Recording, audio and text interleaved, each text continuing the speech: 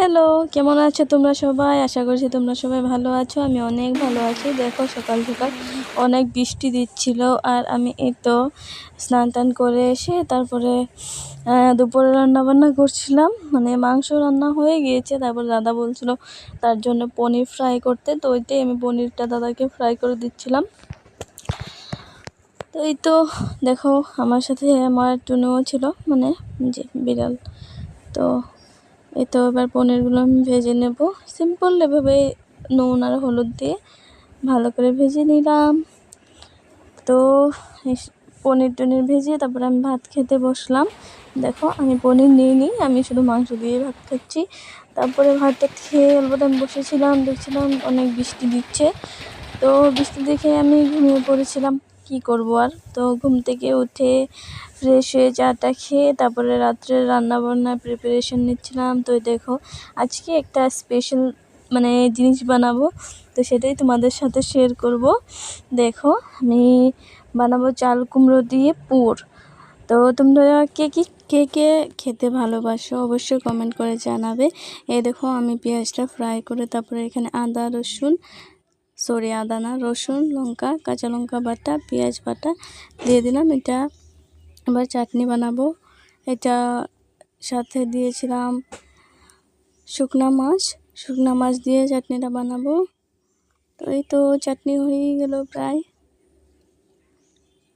তো চাটনিটা বানিয়ে দেখো সুন্দর হয়েছে না দেখতে? দেখো চাটনিটা হয়ে গেছে। তো সবার ফার্স্ট আমি চাটনিটা বানিয়ে নিলাম। তো এবার এই তো নামিয়ে নিয়েছি।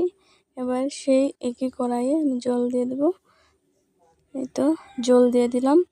এবার আমি এই যে দিয়ে দিব কেটে রাখা চাল কুমড়ো। দেখো কীভাবে কেটেছি, এরকম অর্ধেক করে তারপরে মধ্যে দিয়ে অর্ধেক কেটে দিয়েছি। তো এখন অল্প সিদ্ধ করব এটাকে, অল্প সিদ্ধ হওয়ার পরে নামিয়ে নেব।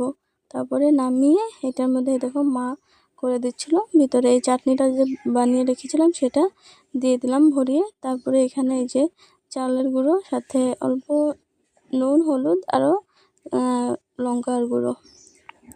তো এই তো রেডি। তো এটা ওখানে দেখো এভাবে দিয়ে চাল কুমড়োটা ভালো করে চালের গুঁড়ো লাগিয়ে তারপরে তেলে ছেড়ে দিলাম।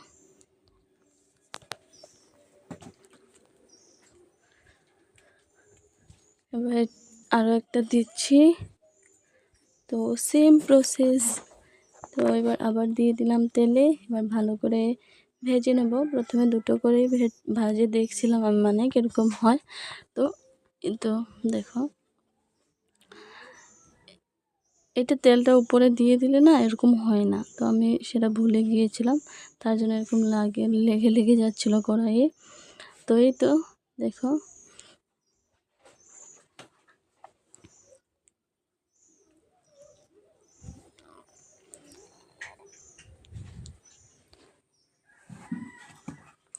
তো আর ওইটাও উল্টিয়ে দিলাম। দুইটা সাইড ভালো করে ভেজে নেব।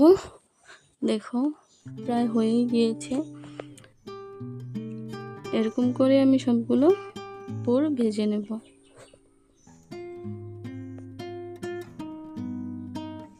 দেখ কত সুন্দর লাগছে না দেখতে?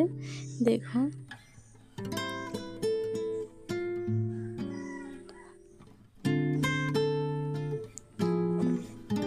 তো এরকম করে আমি সবগুলো পুরো ভেজে নিলাম, আর দেখো কত সুন্দর লাগছে। তো রান্নাবান্না শেষ করে তারপরে চলে গেলাম স্নান করতে। স্নান টান করে এসে ফ্রেশ হয়ে নিলাম। তো এই তো এবার ক্রিম ট্রিম লাগাবো, মাথা আঁচড়াবো, তারপরে খাওয়া দাওয়া করে ঘুমিয়ে পড়বো।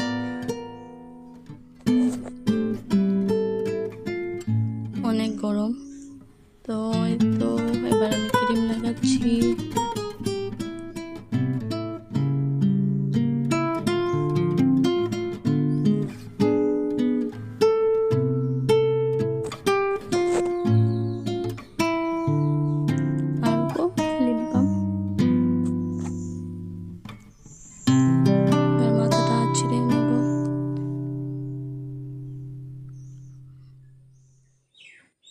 অনেক জট হয়ে গিয়েছিল দেখো চুলে।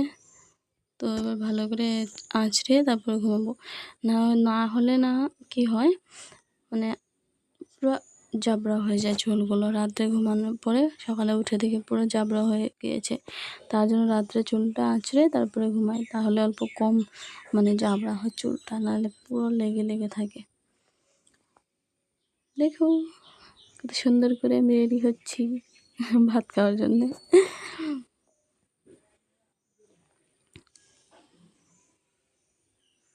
তো এবার চুলটা বেঁধে নেব, কারণ আমি ভাত খেতে যাব।